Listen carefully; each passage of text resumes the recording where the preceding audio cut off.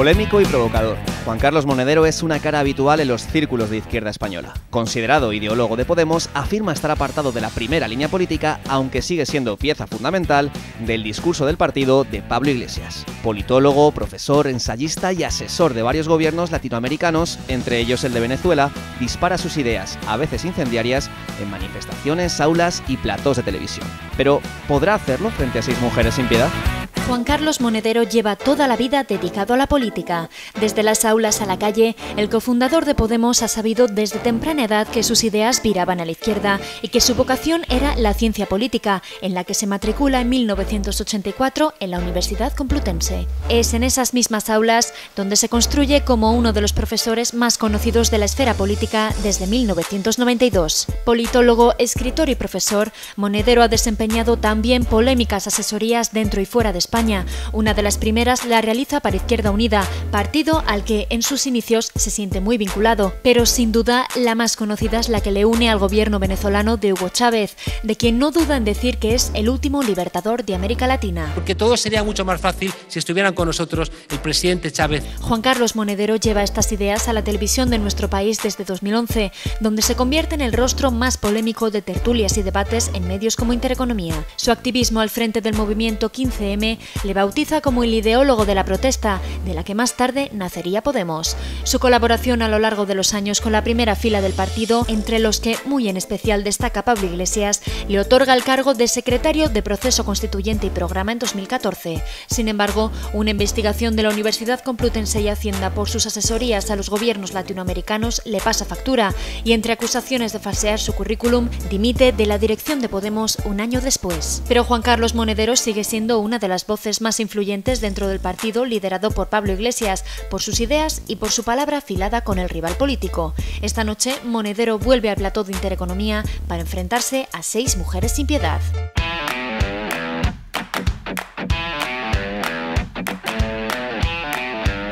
Muy buenas noches, Juan Carlos Monedero. Bienvenido a esta casa, Intereconomía, a 6 mujeres sin piedad. Hacía mucho que no le veíamos por aquí, le echábamos de menos. Quizás antes, cuando sí las otras 3 nos hacían tanto caso, si veníais por aquí, ¿no? Pues seguramente, sí. Aquí era un sitio donde convenía venir, ¿no? A pelearse con quien sabías a ciencia cierta que eran los adversarios políticos. Y por tanto, bueno, pues era un sitio de confrontación necesario. Es verdad que después se amplía tanto la gama que todo se disuelve. Pero nada, aquí estamos. ¿Le ha costado mucho pensarse el hecho de venir o no? No, porque creo que también hay que regresar a los sitios donde fuiste feliz. Señor Monedero, buenas noches. Buenas noches. Mire un momento a esta pantalla que vamos a ponerle unas imágenes. Eso ha tenido muy mala leche, no señor sé Monedero. Si lo del nacional ¿Lo del campo católico, generacional? A mí me la suda, vamos. Que diga que en Madrid es que hay hasta 40 casos rayando el hace afirmaciones que luego no se sostienen. ¿Que no se sostienen? Sí, usted... Mire, luego le mando por correo... 2 veces para que no digan que los de Podemos no estamos aseaditos. No es... ¿Sabes cómo se llama el presidente de Portugal? El actual presidente de Portugal. ¿El que toma posesión hoy? Ahora me pide.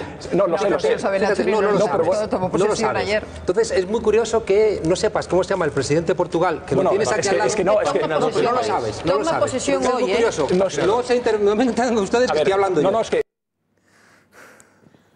¿Cree usted que la entrevista de hoy va a terminar así? ¿Sacamos el escudo? ¿O de momento? Coincido que vosotras sois mucho más listas que esa gente que estuvo en aquella entrevista. Por Pilar, hubo que recordarle que me había duchado 2 veces porque fue la que dijo que desde que entraron los de Podemos en el Parlamento olía mal. Luego estaba el otro señor muy grosero, no decía, me la suda. O sea, fue una cosa como fe. Luego el otro pobre diablo que después de una pregunta de 3 minutos diciendo Irán, Venezuela, Irán, Cuba, Irán, Venezuela, Irán, le pregunté, ¿sabes cómo se llama el presidente de Portugal? Y no tenía ni idea, lo cual demostraba que de geopolítica cero, que era un ignorante, pero que le interesaba hablar de Venezuela solamente para intentar emparentarnos con Venezuela y decir, cuidado con Podemos, que van a traernos todos los males chavistas a España. Bueno, pues entonces esperaremos un poco. Muy bien. Señor Monedero, yo también le voy a pedir que mire un momentino a la pantalla porque quiero que veamos un tuit que usted escribió hace 2 semanas. Cuando les ves la cara dura al país da mucho más bochorno, aunque el bueno de Cosme Juan intente defenderles. Esto se llama periodismo de mierda. ya que usted ha colaborado en Público o en La Tuerca y en varios medios de comunicación, según su criterio, ¿cuáles son los medios que hacen periodismo de mierda?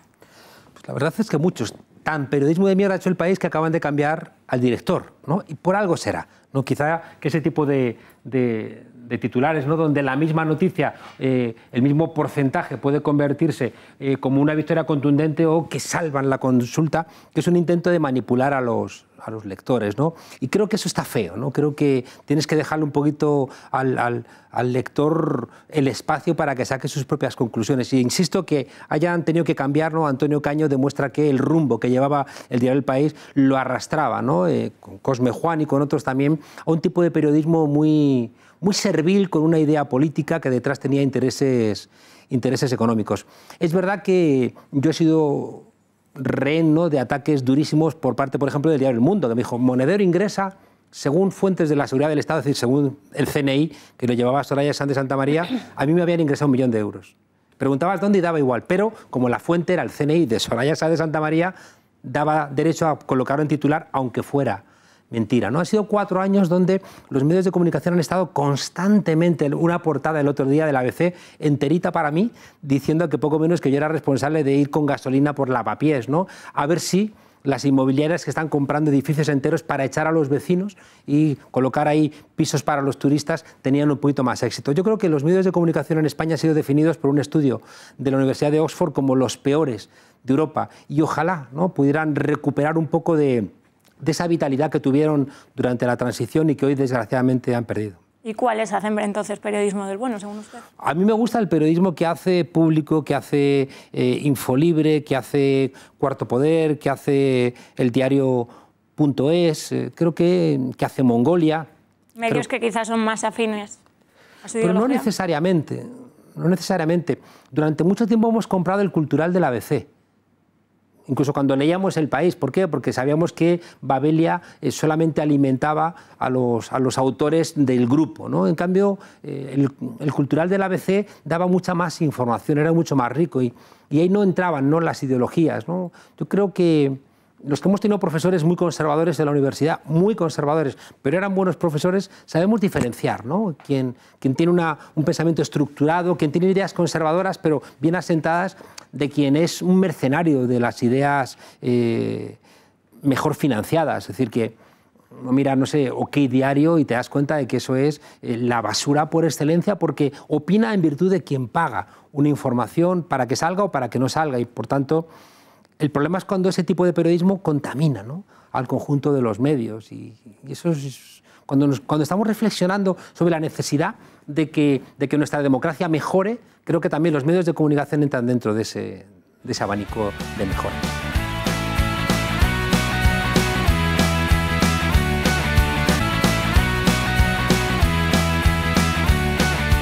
A lo mejor le pide Eduardo Inda pruebas de que a él le pagan por las informaciones, pero bueno, ya que hablamos de... Sí, es periodista cobra, ¿no? Los periodistas cobran, ¿no? Por bueno, pero yo creo que no se refiere a la nómina de los periodistas. Pero bueno, esa no es nuestra guerra. Antes de seguir hablando de política, ¿algún dato biográfico suyo que pueda sorprender a la audiencia en sus ratos libres que hace? ¿Practica algún deporte, alguna afición, además de meterse con Soraya Sáenz de Santamaría, por ejemplo?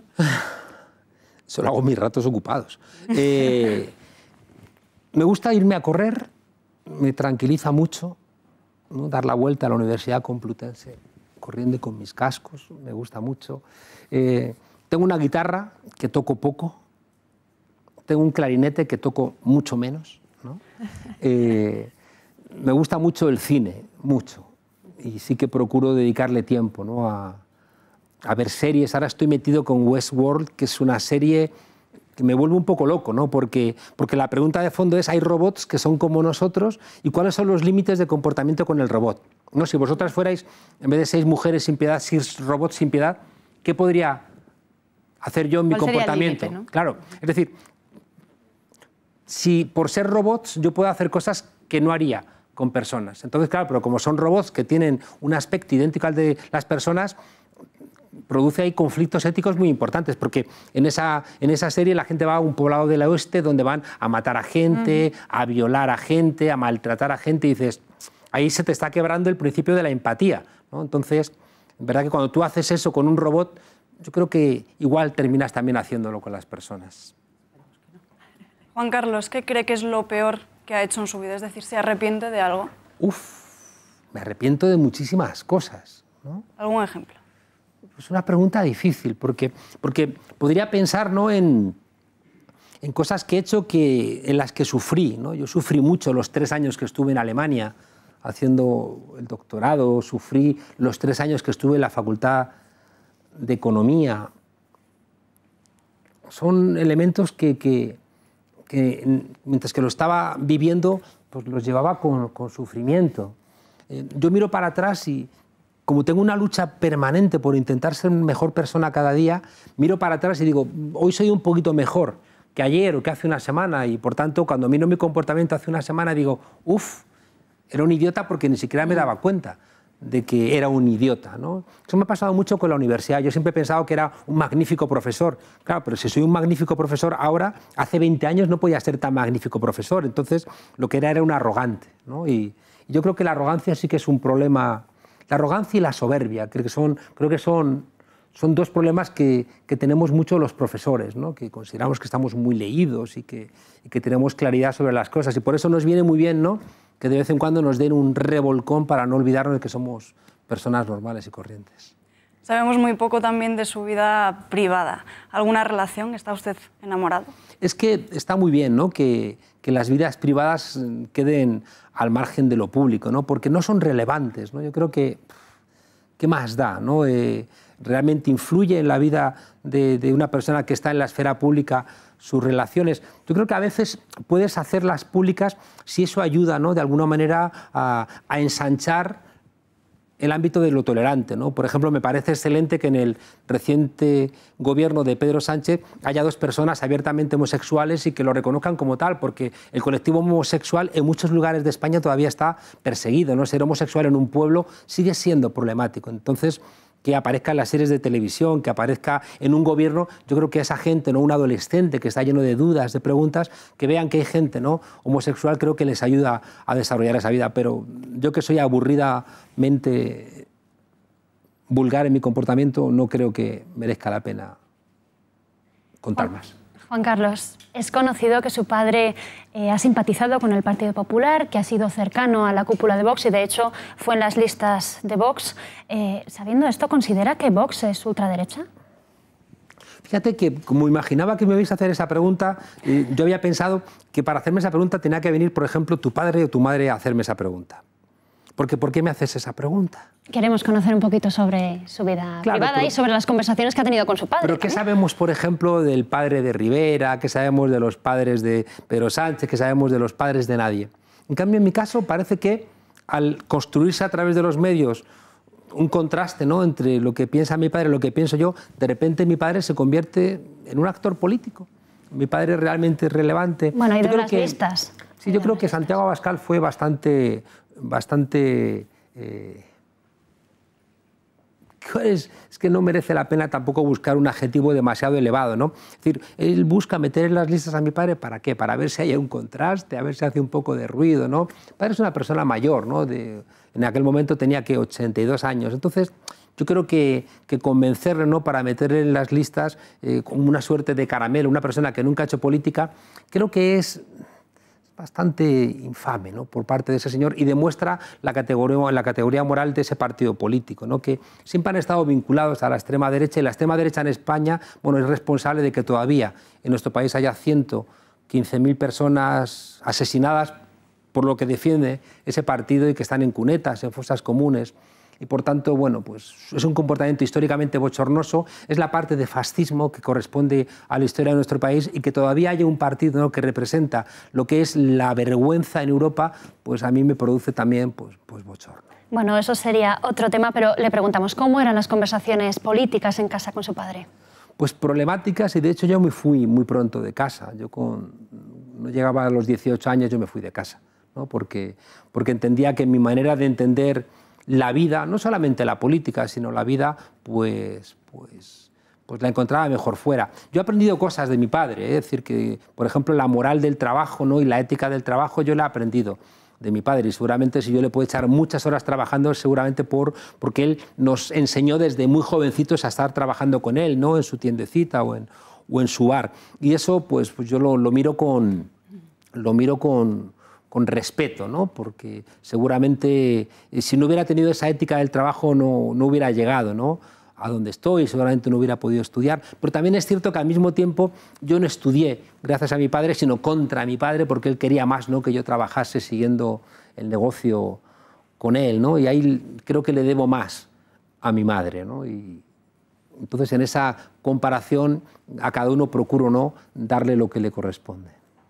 Bueno, ya que vemos que ha venido con bastantes ganas de dar estopa, de repartir a diestro y Pero siniestro. si estoy siendo un bendito. Bueno, vamos a entrar entonces en materia, que esto era una ronda un poco suave, vamos a entrar en lo que interesa. ¿Va a volver usted a ser un cargo orgánico en Podemos? Pues no tengo mucho interés, ¿no? Porque es que los órganos políticos son órganos colegiados, ¿no? Si toma una decisión el partido, todos los miembros del órgano colegiado tienen que defender lo mismo. Claro, yo soy profesor de universidad. O sea, mi tarea como profesor es intentar ayudar a los alumnos a que construyan su pensamiento y a que tengan libertad para pensar, a que hagan el esfuerzo de leer. Yo no busco que mis alumnos me quieran, ¿no? Si me quieren, mejor, ¿no? Pero mi tarea no es que me quieran, mi tarea es hacer de esas personas gente que piensa críticamente y con criterio propio. En cambio, en la política sí que necesitas que la gente te quiera. Y por tanto, la relación entre la política y el conocimiento es radicalmente diferente. Yo me siento muy bien desafiando, me siento muy bien opinando a veces, extremando un poco a veces las opiniones para que se vean, ¿no? A veces levantas la voz porque si no, no te oyen, ¿no? Y a veces parece que somos más desagradables de lo que somos. Una de las frases que más me repite todo el mundo cuando me ve por ahí, dice, yo pensaba que usted era más seco, ¿no?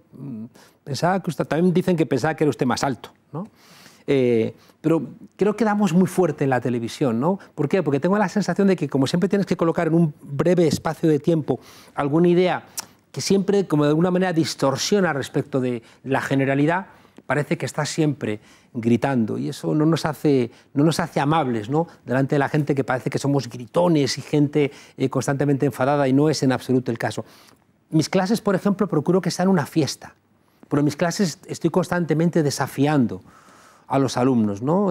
Porque creo que esa es la tarea del maestro. En cambio, en la política, ya digo, tienes que llegar a una conclusión colectiva, colegiada por todo el organismo, y después tienes que repetirle. Por eso los políticos suelen ser tan aburridos, ¿no? Porque antes de que hablen sabes lo que van a decir, porque sabes qué es lo que va a pensar el partido. Y por tanto, de entrada no tengo yo un gran interés en pertenecer a ningún órgano colegiado. ¿Y actualmente percibe usted algún tipo de sueldo del partido o por las charlas que imparte? ¿O qué? Ahora mismo no, pero no lo descarto hacer, porque también a veces le dedico mucho tiempo, y el tiempo que le dedico, si yo por ejemplo hago un estudio para Podemos, no lo hago para otra parte, ¿no? Y también forma parte de mi manera de ganar dinero, ¿no? Para pagar mis cuentas, ¿no? No tengo problema en eso, no creo que sea un problema de que la gente cobre de un partido, siempre y cuando, hombre, cobres en virtud también de lo que se cobra en un partido, ¿no? No tendría sentido que en un partido la gente se ponga salarios mínimos y vaya alguien a asesorar y se ponga un sueldo, ¿no? de lo que no está escrito. Pero me has dado una idea, ¿no? Me acabas de dar una idea, voy a hablar con Pablo Iglesias y con la ejecutiva. Oye, pues quizá una comisión ¿me vais a pagar un poco por todo el trabajo que...? Gracias. Señor Monedero, usted fue inhabilitado en su día por compaginar su trabajo como profesor en centros de estudios públicos con actividades privadas. ¿Cómo se tomó usted esta inhabilitación? Fíjate que después llevé a la universidad a juicio y lo gané. Porque suelen salir, ¿no?, los grandes titulares, ¿no?, de Monedero inhabilitado, pero cuando después ganas el juicio, eso no sale en ningún lado, ¿no? Es una constante de estos 4 años, ¿eh? Es decir, cuando me denuncian por algo, yo he tenido, ¿qué?, 14 juicios. Entonces, cuando me denuncian, titular. Por ejemplo, hace un mes, 2 asociaciones de policías municipales me denunciaron por delito de odio. Abrí los telediarios, en todas las tertulias, seguramente en esta casa también se comentaría, los policías han denunciado a Monedero por delito de odio. Claro, Monedero, que es que va por ahí destilando odio, ¿no? El juez ni admitió a trámite aquello porque dijo, esto es una estupidez. Yo había puesto un tuit cuando murió el mantero senegalés, ¿no? Un tuit, y por un tuit dos asociaciones de delito de odio titulares, ¿no? Cuando el juez dice que no hay caso, no salió en ningún lado. Manos Limpias, que es ese sindicato llamado sindicato, pero que era un grupo de extorsionadores, me puso una denuncia. Miguel Bernat, que terminó en la cárcel por extorsionador. Ese es el que me pone a mí la denuncia de la Universidad Complutense por hacer algo que hacen cientos de profesores, que es compatibilizar su trabajo en la universidad con un trabajo fuera. Bufetes de abogados, ópticos, ingenieros, consultores. ¿Cuál es el problema? Que lo que hacemos la gente de Podemos le ponen la lupa e intentan buscar siempre la manera de presentar lo que hacemos como dañino, ¿no? Y yo asumo, lo asumí hace tiempo, que estar en Podemos paga un precio. Pero a diferencia de lo que algunos piensan, los golpes que nos dan, te duelen, ¿cómo no te van a doler? Pero yo los veo como heridas de gente que está luchando por la democracia. Es decir, que a mí no me atacan por ser Juan Carlos Monedero, porque nunca lo han hecho, ¿no? Cuando me han atacado es cuando de repente he sido cofundador de un partido y estamos luchando por lo que hemos logrado hacer, por sacar a Mariano Rajoy del poder. Y entonces, ese Partido Popular, por ejemplo, yo recuerdo en el año, ¿qué fue? El 2003 sería, 2002, cuando estábamos luchando contra la guerra de Irak, yo había financiado una página web y 22 diputados del Partido Popular, 22 diputados, me pusieron una querella criminal para intentar meterme 5 años en la cárcel, porque había financiado una página web que criticaba que el Partido Popular apoyase la entrada de España en la guerra. Por tanto, hay cosas que ya estoy más o menos acostumbrado. Sí, pero lo que veníamos, el rector de la Universidad Complutense de Madrid dijo públicamente que estaba terminantemente prohibido compatibilizar una actividad a tiempo completo con una actividad privada. Entonces... Sí, lo plantea la ley. El problema que yo puse encima de la mesa es, oye, ¿por qué hay cientos de profesores que lo hacen, ¿no? Es decir, ¿por qué no revisamos, por un lado, la ley de incompatibilidades, que se ha quedado muy viejita? De hecho, en la sentencia del juez decía, Monedero tiene razón, la ley de incompatibilidades, por ejemplo, se aplica de manera diferente en diferentes comunidades autónomas. ¿Y teme usted que le vuelva a pasar algo así, si vuelve a cobrar, por ejemplo, el partido? Bueno, lo que entendí en aquel momento es que si hay cosas que no se pueden hacer, pues no las haces, ¿no? Entonces, yo tenía una empresa, pues nada, la dejé inactiva, ¿no? Para evitar problemas, y si hago caso de la propuesta, que me ha parecido interesantísima, me voy aquí contentísimo, ¿no? Si hago caso de la propuesta, no, lo haré por los canales reglamentarios. Pero no deja de dolerme que sabemos que hay muchos profesores, muchos. Lo que pasa es que son del PP, son del PSOE, son de Ciudadanos, que compatibilizan el trabajo en las universidades con trabajos privados. Y ellos no tienen problemas. Pero no importa. Es decir, que ya digo que formar parte de Podemos implica, ¿no?, una persecución que, bueno, pues la tenemos que asumir y sin miedo, ¿no? Porque a nosotros nos golpean, pero cuando eres de Podemos en un pequeño pueblo también tienes problemas. Y cuando a lo mejor no te entran a comprar en tu tienda porque la gente sabe que eres de Podemos, esa gente para mí son héroes. Y por tanto, si esa gente no tiene miedo, nosotros tampoco tenemos derecho a tener miedo. No sé hasta qué momento, hasta qué punto consolarse diciendo que el resto también lo hace es un consuelo para usted, pero hasta ahora a la mayoría de las preguntas se está contestando culpabilizando al resto. Así que vamos a buscar un poco de autocrítica. Pablo Iglesias... ¿Por qué culpabiliza al resto? ¿En dónde culpabiliza al resto? Hombre, ha culpabilizado a otros profesores de otros partidos de que hacen lo mismo. No los culpabilizo, digo que ojalá nos trataran a todos por igual, ¿no?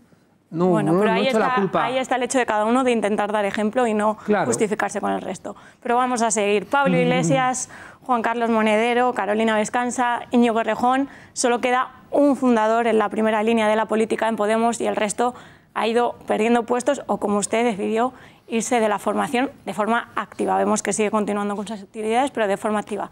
¿Qué ha pasado? ¿Por qué han quedado al frente los que parecen más afines a Pablo Iglesias?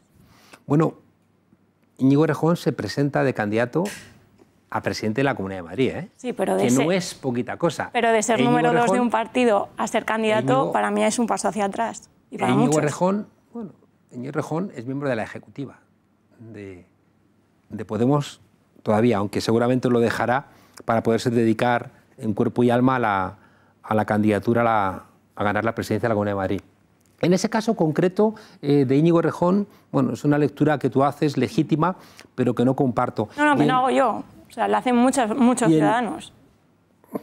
Pero porque la hacen pero yo los estoy medios. Aquí intermediaria. Sí. Porque la hacen los medios que quieren siempre presentar como que estamos muy peleados y que nos odiamos y que todo va fatal, ¿no? Y nos llevamos hundiendo desde 2014, ¿no? Y ahí está una encuesta que he leído esta semana, Podemos sigue en el 20% de los votos y gracias a los votos de los diputados y diputadas de Podemos hemos sacado a Mariano Rajoy del poder para un gran enfado de esa derecha que lleva diciendo y pagando encuestas en los medios de comunicación diciendo que nos hundimos. Yo creo que los que fundamos Podemos no teníamos voluntad de hacer de la política una profesión. Y creo que somos muy conscientes, ¿no? Dentro de poco, lo que sea, ¿no? 3 años, 4, el tiempo que sea, buena parte de la gente que ha estado en cargos en la política en Podemos van a estar fuera, porque una de las ideas centrales cuando creamos Podemos era estar solamente 2 mandatos. Y por tanto, nosotros entendemos de una manera transitoria la actividad política y por tanto no, nos cuesta tan poco trabajo dejar los cargos, ¿no? Yo recuerdo que al comienzo existía la idea de que yo me iba a presentar a la alcaldía de Madrid, ¿no? Y yo no quería, ¿no? Y recuerdo una noche que hubo un cónclave de la ejecutiva, ¿no? y me doblaron el brazo para que yo asumiera que tenía que presentarme a la alcaldía de Madrid. Y allí me presionaron y que teníamos que asumir todas responsabilidades y acepté, ¿no? Y durante 3 días yo tenía en la cabeza que me iba a presentar por Podemos a la alcaldía de Madrid, que seguramente le íbamos a ganar, ¿no? Y cómo sufrí esos 3 días, ¿no? Porque decía, si es que yo creo que no valgo para esto, ¿no? Iba por las calles viendo los problemas, los baches, los ruidos, la gestión de los espacios, el tráfico. Y fue cuando decidí, oye, no quiero ser alcalde de Madrid, quiero apoyar, pero no quiero ser alcalde de Madrid, y es cuando se puso en marcha el proceso que afortunadamente llevó a que encontráramos y aceptara a Manuela Carmena. No pasa nada por no querer tener cargos en la política. Luis Alegre quería regresar. Pablo Iglesias quiere regresar a la universidad, que es una cosa que yo entiendo que os cuesta trabajo entender. Cualquiera lo diría. Pero Pablo Iglesias quiere regresar a la universidad porque no somos políticos profesionales y no encontramos una especial satisfacción en lo que otros viven como una maravilla, que es tener el carnet de diputado, que te hablen de usted, que se te cuadren los policías. No, y además, cuando nosotros hacemos política, creo que ponemos tanta carne en el asador que quedamos exhaustos, ¿no? Yo no entiendo cómo alguien puede estar 20 años haciendo la política, a no ser que haya estado 20 años tocándose las narices. Porque cuando tú realmente te sacrificas en cuerpo y alma por algo, vamos, es como detrás de un concierto, no puedes dar 3 conciertos seguidos. Si das un buen concierto, luego tienes que descansar un poquito, ¿no? Y por tanto, no te preocupe, ¿no? Que no esté el núcleo inicial, sino que al revés. Es muy bueno que el núcleo inicial ya no esté. Yo creo que cuando salió Sergio Pascual y se nombró a Echenique, creo que fue un regalo. ¿Por qué? Porque se rompía esa dependencia que había tenido Podemos del núcleo inicial de la Complutense. Y es muy bueno que ahora entra nueva gente. Ahora conocéis a mucha más gente que no tiene nada que ver con nosotros. Y yo creo que eso es una ventaja, ¿no? Lo que pretendéis presentar como un problema, yo creo que es al revés. Es como si en el Partido Popular siguiera por ahí en el holograma Fraga Iribarne, ¿no? o la vieja guardia, sería un horror. El PSOE tiene un problema cuando aparece todavía Felipe González y Rubalcaba, que parecen los monstruos de una novela de Edgar Allan Poe, ¿no? Yo creo que está muy bien la renovación. Y muy brevemente, ¿no tienen nada que reprocharle a Pablo Iglesias? Que es más alto que yo. Ahí se queda. Lo odio.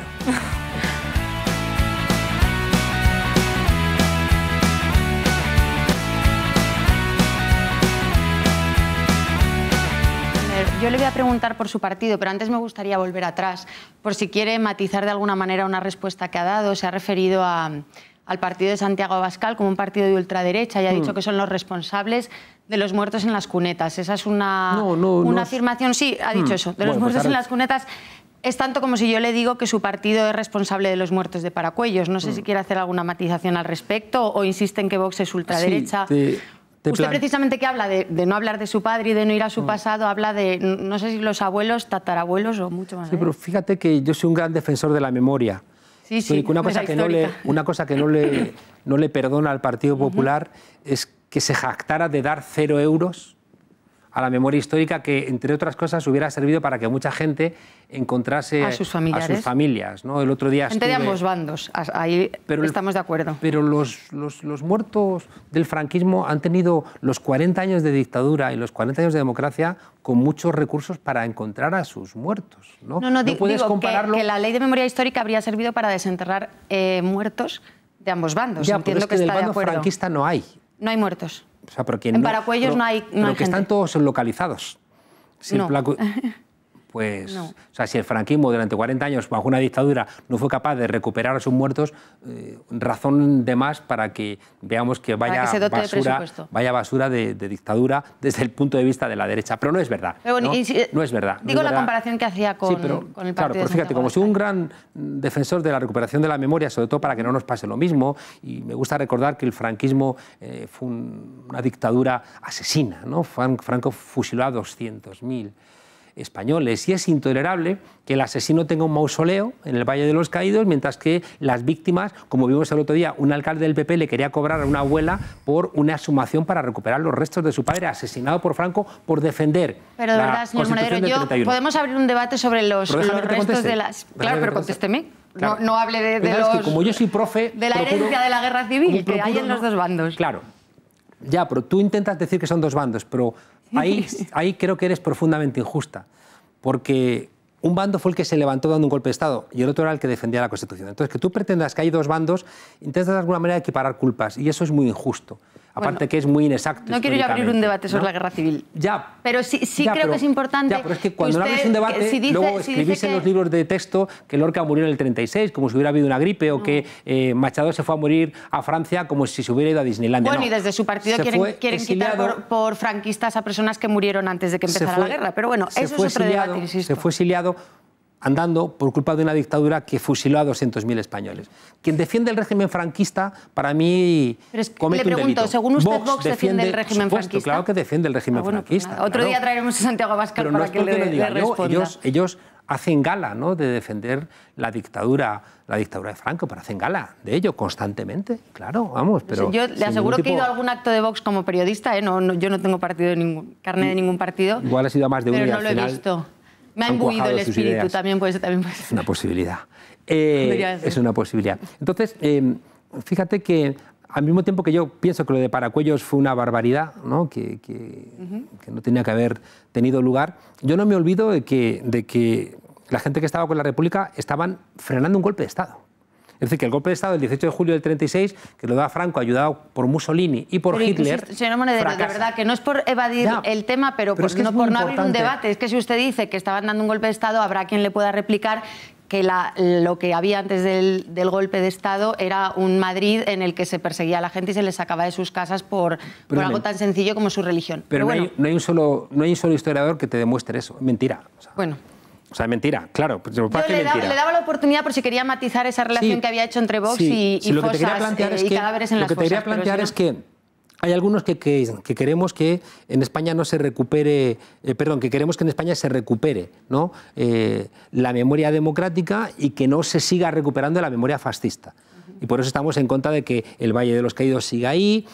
Creemos que es una barbaridad que haya calles de nombres de asesinos, ¿no?, como Queipo de Llano, o sea, gente que se jactaba, ¿no?, de mandar a las tropas moras violar a mujeres españolas. Y que ese tipo tenga, ¿no?, en sus charlas radiofónicas, que ese tipo tenga una calle o que esté bajo cuidado de la Iglesia Católica, a mí me escandaliza, ¿no? Bueno, luego veo que no me va a responder a la pregunta que le he hecho, entonces voy a la que le tenía que hacer, porque es que se nos va la hora hablando de memoria histórica. Es un debate muy interesante, pero no... Al mismo tiempo que Lorca es un desaparecido. Vale. O sea, que a día de hoy todavía no sabemos dónde está Lorca, y eso es un disparate. Vale. En un país democrático de Europa en el siglo XXI. Si Vox sigue reclamando la memoria del franquismo, Vox es un partido que se emparenta con la extrema derecha y que estaría ilegalizado, por ejemplo, en Alemania. Bueno, no le voy a preguntar entonces por los reclamos y los recuerdos que hace su partido, pero sí le quería preguntar, hablando de su partido, usted, señor Monedero, tuvo que hacer una complementaria a Hacienda por un dinero que no había declarado. Ramón Espinar tuvo que comparecer en rueda de prensa para explicar por qué se había enriquecido con la venta de una vivienda protegida. Echenique, su compañero de filas, se olvidó de la seguridad social de uno de sus empleados. Usted afirmó en una vez que se sentía traicionado y engañado por Podemos. ¿No cree que quizá no es el único, que muchos votantes o muchas personas de esas que creyeron en Podemos, a la vista de lo que ha ido sucediendo, ya no creen en ustedes? Ha dicho 3 cosas que son falsas y una la has tergiversado. Ver, ¿vale? pues como dígame. Pregunta no está mal, ¿no? En España se hacen, creo que anualmente, unas 10.000 complementarias. Sí, es decir, que cuando tú haces una declaración y hay algún tipo de desacuerdo, o Hacienda te dice que la hagas o la haces tú en plazo, y por tanto es una cosa absolutamente legal. Yo hice una complementaria... Pero que usted negó al principio. No. Si cada vez que te digo algo me interrumpes, es más complicado. Te digo que yo hice una complementaria, como seguramente en tu familia hay gente que ha hecho complementarias, porque es legal. ¿Sabes quién no hizo una complementaria? Aznar. Aznar declaró igual que yo había declarado. ¿Por qué? Porque había cierta discusión. Había un momento en donde había una discusión si podías declarar a través de empresa y cobrar después dividendos. Había una discusión, hasta el punto de que el expresidente del gobierno declaró igual que yo había hecho, siguiendo recomendaciones del Ministerio de Industria. ¿De acuerdo? Yo hice la complementaria y por eso no hubo ningún delito. Me llevaron a juicio, manos limpias también. Y la jueza dijo, no hay delito. Cuando, cuidado, cuando me llevaron a juicio, titulares. Cuando el juez dijo, no hay delito, no lo sacasteis en titulares. Aznar lo condenó la agencia tributaria por no haber hecho una complementaria en su tiempo. Por tanto, primera afirmación tuya, que no es correcta. Segunda afirmación, Espinar hizo todo absolutamente legal. Espinar, como un chaval joven de este país, con ayuda de sus padres y de su abuela, dio una entrada para un piso que estaba pensado para gente joven. Él contaba con que iba a tener una beca, los recortes en las becas le impidió tener un trabajo. Y de repente hubo un momento en donde no podía hacerse cargo de seguir manteniendo ese piso. ¿Y qué hizo? Pues tuvo que venderlo. ¿Y cómo lo vendió? Como decía la Comunidad de Madrid, o sea, con todos los elementos legales. Mucha gente, y lo dijeron a los que se les vendió el piso, dijeron, Espinar ha cobrado lo que mandaba la Comunidad de Madrid. Cuando nos consta, otra gente en la zona donde se vendían esos pisos, bajo negro, ¿no? O sea, bajo cuerda, en dinero negro, le habían pagado. Espinar no cobró eso. Eso no lo habéis dicho. Por tanto, Espinar hizo una cosa legal, que construisteis como un escándalo, y por tanto, segunda mentira. Tercera mentira. Echenique y la seguridad social. Mentira. Echenique había hablado con su ayudante y era su ayudante el que se hacía cargo de la seguridad social. Y fue el ayudante el que engañó, diciéndole a Echenique que pagaba la seguridad social cuando no la pagaba, pero le correspondía al ayudante. Y cuando eso se enteró Echenique, le dijo, oye, te di un mes para que lo solventes, y si no lo solventes, tenemos que dejar la relación. Y eso es lo que ocurrió. Y otra vez se construyó como si fuera una gran construcción falsa a la altura de la Púnica, la Gürtel y Lolezo. Habéis construido casos falsos contra nosotros en estos 4 años y siempre se ha demostrado que era mentira. Mi afirmación final de que la política tenía que haber, ¿no?, al lado de la máquina de titular papel, una máquina de titular cariño, hace referencia a que la vida interna de los partidos pues es dura y a veces no nos queremos lo suficiente. Y a mí en un momento determinado no me compensaba. Yo tenía muchas discusiones con Carolina Vescansa, yo tenía muchas discusiones con Íñigo, yo tenía discusiones con otra gente. Yo decía, esto no está funcionando, ¿no? No puede ser que no estemos nosotros como una piña en las peleas, sino que de alguna manera nuestras diferencias sirvan para hacernos daño. Y en un momento dado yo dije, estoy muy cansado de esta pelea interna donde cualquier tipo de discusión política se ve enrevesada por las presiones de fuera. Y eso, fíjate, es quizá lo que a mí más me dolió. Cuando a mí me presionaban compañeros, ¿no?, o compañeras, ¿no?, por los ataques de fuera, yo decía, pero ¿no os dais cuenta de que los ataques son primero a mí y luego a otro y luego a otro, ¿no? Mucha gente que me presionó después, cuando por ejemplo los jueces dijeron que yo no había defraudado a Hacienda, los jueces, yo esperé que esos compañeros me llamaran para decirme, Juan Carlos, te pido disculpas porque me equivoqué, te presioné, no había ningún tipo de delito y ahora quiero pedirte disculpas. Y esa gente no pidió disculpas. Ese es el dolor que yo expresaba diciendo que incluso en Podemos a veces falta querernos un poquito más entre nosotros. Señor Monedero, hablaba antes de Íñigo Errejón. ¿Le parece bien que sea el secretario general de Madrid? Es que el secretario general de Madrid es Ramón Espinar. Entonces, creo que Íñigo es el candidato ideal, ¿no?, a la presidencia de la Comunidad de Madrid, y a día de hoy, porque ganó las primarias, y creo que es el candidato, o sea, el secretario general ideal, ¿no?, para Madrid, es Ramón Espinar, y por tanto ahí no hay contradicción. ¿Veremos algún miembro de Podemos en el próximo Tramabús? Pues espero que no, ¿no? Es decir, que es verdad que el ser humano somos muy poquita cosa, ¿no? Y decía alguien que no todo el mundo resiste 3 escopetazos, ¿no?, de 50.000 euros.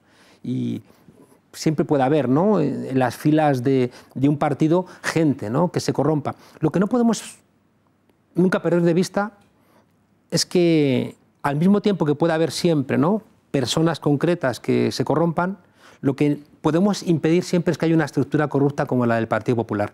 Es decir, que la justicia ha demostrado que la financiación ilegal del Partido Popular es estructural e histórica, y por eso ha sido condenado el Partido Popular, y por eso ha salido finalmente Rajoy.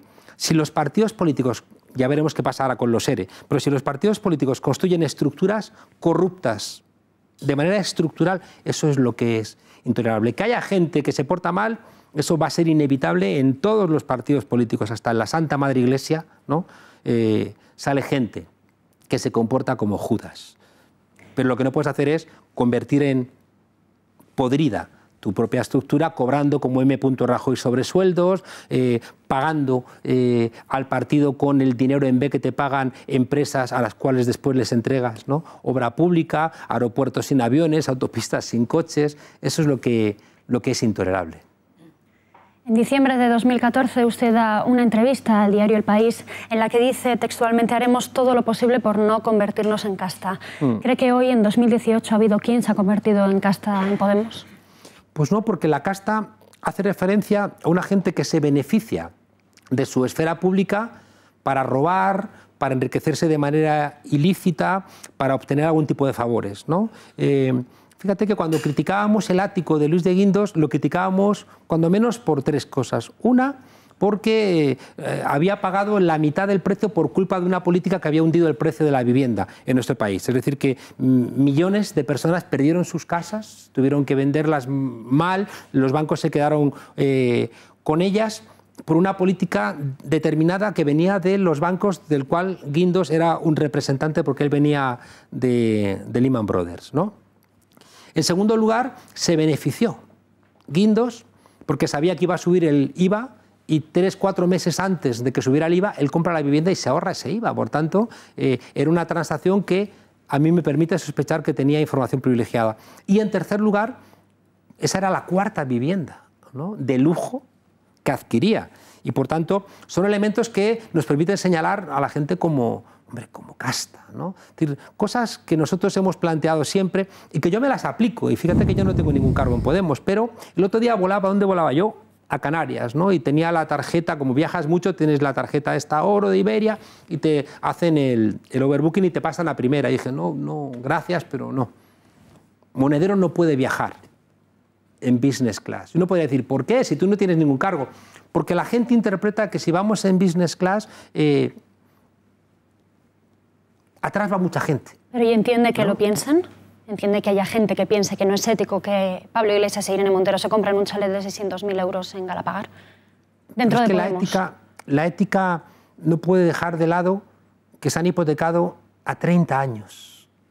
Es decir, que no han hecho como Guindos de pagar a tocateja, ¿no?, sino que se han hipotecado a 30 años. Y contando con una herencia que no tienen. El problema de ese chalet es la piscina esa que parece... La piscina es una charquita, ¿no?, pero que en la foto siempre parece que aquello es una piscina olímpica, ¿no? Claro, tú ves las fotos y dices, coño, qué casoplón, ¿no? Y te llama la atención, pero si tú analizas, por un lado, que son una pareja joven, si analizas que son hijos únicos y sus padres le ayudan, si analizas que estaban también golpeados porque la foto, la ecografía de sus hijos sale en la prensa basura, si analizas que la vida, ¿no?, tanto de Pablo como de Irene, a veces es un infierno desde que salen por la mañana con gente, ¿no?, fotografiándote hasta si te rascas la oreja, ¿no?, y que quieren irse lejos de Madrid, que se van a 30 kilómetros de Madrid, a 30 kilómetros largos de Madrid, casi 40 kilómetros a Galapagar, a un sitio que no es una urbanización, que es una calle. Si es así, que hasta que los fascistas de Vox han podido colocar, ¿no?, una pancarta amenazándoles, ¿no? Hombre, ¿no? Pero no creo que haya muchas parejas jóvenes que puedan permitirse un chalet de 600.000 euros, aunque se tenga que pagar a 30 kilómetros de Madrid. Fíjate que si son hijos únicos, ¿no?, son parejas con profesiones liberales, les ayudan sus padres. Si es que el problema de fondo es que por 600.000 euros ahora mismo en Madrid te compras 100 metros. Si el problema de fondo es que otra vez hay una burbuja en Madrid, perdón, en España. Es que no sé si vosotras vivís de alquiler o tenéis casa propia o vivís con vuestros padres, no lo sé, ¿no? Pero si vivís de alquiler, es que sabéis lo que cuestan los alquileres en Madrid. Entonces ellos han comprado cada uno un chalet de 300.000 euros. No os olvidéis de eso, ¿eh? Cada uno ha comprado un chalet de 300.000 a 30 años. Si yo me meto en una casa, tengo que gastarme más. Me meto en una casa en Madrid, yo tengo que meterme más dinero que ese. Pero claro, se empieza a construir toda una imagen, pero si lo ves así, si ves que Irene Montero, hija única, se ha metido en un chalet de 300.000, dices, ah, bueno. Pablo Iglesias, hijo único, se ha metido en un chalet de 300.000. Ah, bueno. Ah, pero si empiezas a juntarlo, le pones la piscina y un par de fotos que parece Falcon Crest, dices... Pero entenderá que haya gente dentro de Podemos que lo critique. Claro, sobre todo en la construcción que se ha hecho, ¿no? Porque se ha hecho una construcción donde desaparecen todos los elementos analíticos, ¿no?, de qué está ocurriendo ahí, ¿no?, de por qué se quieren ir lejos de Madrid, qué tipo de vida infernal les han hecho vivir, tanto en Vallecas como en Rivas, porque es que hay que levantarse por la mañana o hay que abrir, ¿no?, como nos pasa a nosotros, que abres la persiana y a lo mejor abajo hay un alguien fotografiándote. El otro día... Bueno, pero hay gente que tiene también vidas más infernales sin necesidad de tener los focos. Claro. Lo que pasa es que cuando haces vida política, los infiernos cobran otro cariz, ¿no? Entonces tú pierdes la intimidad. Que eso es una cosa, bueno, pues, que por ejemplo nunca la habíamos pensado. Cuando fundamos Podemos nunca habíamos pensado que íbamos a pagar un precio tan alto de pérdida de intimidad, ¿no? Donde cualquier cosa. El otro día iba yo en el tren a no sé dónde, me llaman por teléfono, me levanto para hablar y no molestar entre las plataformas y me giro y una señora se había levantado y estaba fotografiando mis papeles, ¿no? Que luego es eso lo que le mandan a Inda por si de repente puede sacar ahí algún tipo de información para hacer ruido. Esa es nuestra vida cotidiana, ¿eh? O sea, cómo vamos, con quién estamos, a qué bar vamos a tomarnos una cerveza, qué compramos... O sea, que es un constante estar vigilados, ¿no? Y eso es bastante agotador, ¿eh? Es bastante agotador. Y yo entiendo que la decisión que tomaron Pablo e Irene, pues igual se podía haber tomado de otra manera, igual se podía haber gestionado de otra manera, igual se podría haber anunciado de otra manera, pero es verdad que mucha gente lo que vivió es... se han ido a vivir, ¿no?, a una enorme casa, ¿no? Y eso, bueno, pues ha generado dudas. Pero fíjate que hay un resultado de todo esto que a mí me parece muy positivo, ¿no? Y es que, viendo tanto Pablo como Irene, que se había puesto en duda, ¿no?, su honorabilidad, dijeron a las bases, si queréis que nos vayamos, nos vamos. Ojalá Rajoy hubiera preguntado eso en su momento, etc. Y las bases de Podemos, lejos, ¿no?, de tener un comportamiento a la búlgara, hay una parte que ha dicho, me he enfadado, no nos ha gustado esto, ¿no? Y un tercio dijeron, no nos ha gustado. Y 2/3 dijeron, 130.000 dijeron, adelante, queremos que sigáis, ¿no? He estado en Canarias la semana pasada y mucha gente que había votado contra Pablo y contra Irene dijeron, ay, qué alegría me dio Pablo el otro día en la moción de censura, ¿no? Ahí, si se hubiera ido, qué desastre lo que hubiéramos perdido, ¿no? Bueno, yo creo que vamos todos aprendiendo cosas y este partido está vivo y eso es una cosa hermosa. Siento tumbarle un poco la teoría esa de los hijos únicos. Yo soy hija única, soy de barrio como Pablo Iglesias, no Vallecas, pero sí Carabanchel, vivo de alquiler y mis padres no me han podido dar esa ayuda. Se lo apunto solamente. Por ejemplo... Pero entenderás que hay otros que sí, ¿no? Y los padres de Pablo no es que sean unos ricachones, ¿eh? Que los dos son uno es inspector de trabajo y la otra era abogada de comisiones obreras, ¿no? Pero bueno, tenían también la ventaja de que ellos a su vez también habían heredado de sus padres, ¿no? Es decir, la realidad que tenemos en España ahora mismo es que quien puede acceder a una casa casi siempre es porque te ayudan los padres.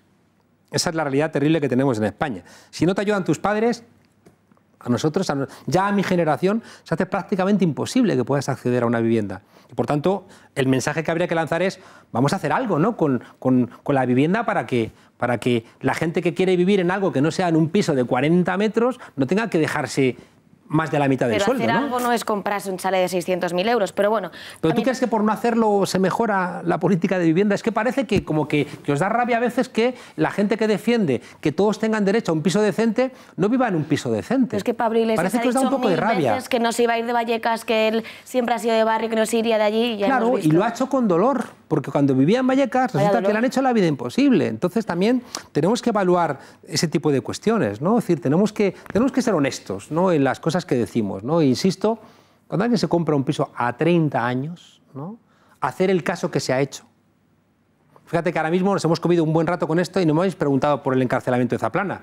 Entonces os lo tenéis que preguntar vosotras. ¿Por qué le dais más importancia a alguien que se compra un piso a 30 años que hayan encarcelado, por ejemplo, a Zaplana? Y yo creo que habéis reproducido aquí lo que ha pasado, ¿no?, y que es, creo, la responsabilidad final de esa afirmación de la Universidad de Oxford diciendo que la prensa española es de la peor de Europa. Bueno, vamos ahora a Kichi. En relación a la carta esa que le escribió... O sea, que vas a seguir. Un poquito. Sobre Pero la carta no acabamos que de le decir escribió... que alargar cosas que no tienen mayor importancia... Bueno, pero vamos a hablar de los sectores del partido, la relación, o sea, la carta que le escribió Kichi a usted sobre esta polémica. Quería preguntarle, en base a eso, ¿cuál es la relación entre el sector oficialista del partido y el anticapitalista? ¿Qué futuro le augura a este sector? Y sobre todo, si cree que es el momento de que se vayan fuera. ¿O cuál es el otro día coincidí con Kichi, nos dimos un abrazo, porque yo le tengo mucho cariño, ¿no? Yo creo que él también me tiene cariño, ¿no? Es verdad que los anticapitalistas han sido un partido que han primado más la lucha ideológica que la gestión. Y por tanto, yo tengo la sensación de que a veces cuando gobiernan, pues se ven inmersos en contradicciones, porque gobernar es gobernar para todos y para todas, ¿no? Y entonces, igual que yo antes os planteaba que como profesor tengo mucha mayor libertad que como cargo político, ya cuando eres alcalde de una ciudad, las contradicciones son infinitamente mayores. Tú puedes decir una cosa en el ámbito ideológico, pero luego, si eres alcalde, no la puedes aplicar, que es lo que yo le dije en su momento, que su partido había apoyado la independencia, ¿no?, de Cataluña, y él como alcalde de Cádiz dijo, no, esto no es mi partido, pero yo no lo apoyo, ¿no? Entonces, esas contradicciones están ahí constantemente. Ahora mismo hay una confrontación, ¿no?, con gente de anticapitalistas. ¿Por qué? Porque ellos están planteando la construcción de un partido diferente de Podemos, ¿no? Y ahí hay un choque. En Andalucía ha habido recientemente una consulta a las bases y las bases han dicho que querían presentarse como Podemos. Y ahora nos hemos enterado, o sea, tengo que leerme bien los papeles, pero he leído un documento, una información, un documento, ¿no?, porque sobre un documento hay ciertas críticas, ¿no?, de quién lo ha hecho y quién no lo ha hecho, ¿no? Pero sí que he leído informaciones, ¿no?, de un comunicado conjunto de Izquierda Unida en Andalucía y de Teresa Rodríguez, planteando que quieren ir a una nueva fuerza política, ¿no?, con unos nuevos afiliados, y eso contradice lo que han dicho las bases. Y yo ahí sí que le recuerdo, ¿no?, a los compañeros y las compañeras que tenemos que escuchar a las bases, ¿no? Y las bases han dicho que quieren, ¿no?, que Podemos en Andalucía existe y se presente como tal, y que haya unas primarias de Podemos Andalucía y que sobre esas primarias luego negociemos con otras fuerzas. Ahí hay una discusión, ¿no?, es indudable, bueno, pero también es una señal de que Podemos sigue vivo. Si en una formación política hay un choque, ¿no?, que incompatibiliza los objetivos, pues ahí cada uno tendrá que sacar sus propias conclusiones, ¿no? Pero mientras tanto tenemos que irnos acostumbrando a que pueda haber discusiones internas sin que hagamos teología. En esta España tan católica, ¿no?, parece que cuando discrepamos políticamente, el que gana tiene que quemar en la plaza pública al otro, que no. ¿No? Que podemos hacer como los norteamericanos, que en las primarias se pelean, ¿no? Y recordad a Hillary Clinton con Bernie Sanders, se pelean a cuchillo, pero terminan las primarias y el que pierde se pone a disposición del que ha ganado, ¿no? A mí eso me gusta y yo creo que tendremos que ser capaces, ¿no?, en España de hacerlo, porque si no vamos a tener elecciones a la búlgara, ¿no?, con el 95% de los votos, ¿no?, y nos parecerá mal, o peleas y también nos parecerá mal, entonces todo nos va a parecer mal.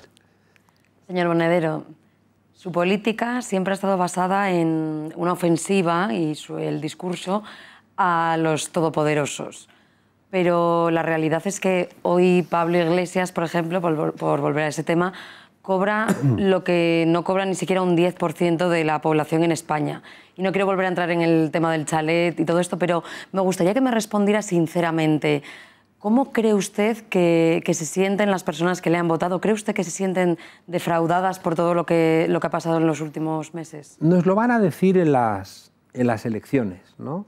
Han votado 130.000 personas, las mismas que en Vistalegre, para pedirle a Pablo e Irene que se queden, ¿no? Pablo cobra y has hecho una afirmación también que no es cierta, porque parece que estás planteando que Pablo incumple el código ético de Podemos. No he dicho eso. Ya, digo pero lo cumple. Que cobra lo que no cobra ni tan siquiera un 10% de la población. Cobra 3 salarios mínimos. No cobra el sueldo íntegro de los diputados, ¿eh? Lo dona el resto.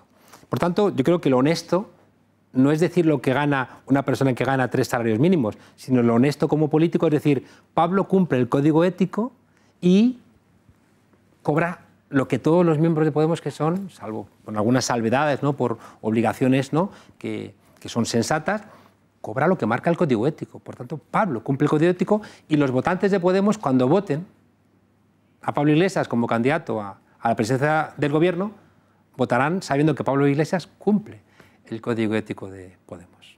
Cosa que no hacía Mariano Rajoy, que cobraba sobresueldos en B. Pero entonces, cuando usted va por la calle, como comenta a veces que siente cómo le trata la gente, los votantes, ¿nota usted que la gente se ha sentido defraudada con esto que está pasando? Hay gente que al comienzo como que le pilló como de sorpresa, ¿no? Porque la información pues, no estuvo bien gestionada, ¿no? ¿Y qué ocurre? Que la información la pone en marcha el periodista este, que es amigo de las cloacas del Estado, Inda, ¿no? Y a partir de la información de Inda se manda a los demás medios y ya viene contaminada como todo lo que toca a ese señor, ¿no? Que lo llena de mierda, ¿no? Entonces, mucha gente que recibía la información como que no terminaba muy bien, ¿no? de entender qué estaba pasando. Creo que el hecho de que hubiera una votación, que hubiera un debate, ha servido para que haya gente que haya dicho, oye, quiero que llevéis una vida diferente, que hagáis las cosas diferentes, y la gran mayoría ha dicho, adelante, ¿no? Porque ¿sabes qué es lo relevante? Que nosotros, que esa es también parte de la discusión que yo tuve con Kichi, yo no quiero que la gente viva en pisos de 40 metros. Yo quiero que la gente viva en pisos decentes, ¿no? Y creo que todos los padres quieren que sus hijos prosperen. También Kichi quiere que sus hijos prosperen. ¿Ayudamos más a la gente teniendo que vivir donde ellos viven? Fíjate que como alcalde a lo mejor tiene más sentido, ¿no? Como alcalde, ¿no? de Madrid, parece sensato que vivas donde vive el grueso de los madrileños, ¿no? En el caso de Kichi, le acusaron mintiendo de que se había ido a vivir a donde vivía Teófila, ¿no? la anterior alcaldesa, y era mentira, ¿no? Entonces yo creo que forma parte también de un intento de frenar los ataques brutales que recibimos y decir, bueno, me quedo de momento aquí. Yo vivo en la casa de siempre, pero me gustaría cambiarme, porque tengo ganas de colocar mis libros en algún lado y no me caben, ¿no? Entonces, si me cambio de casa y puedo colocar mis libros, ya soy casta. Pues, hombre, si los robo, sí.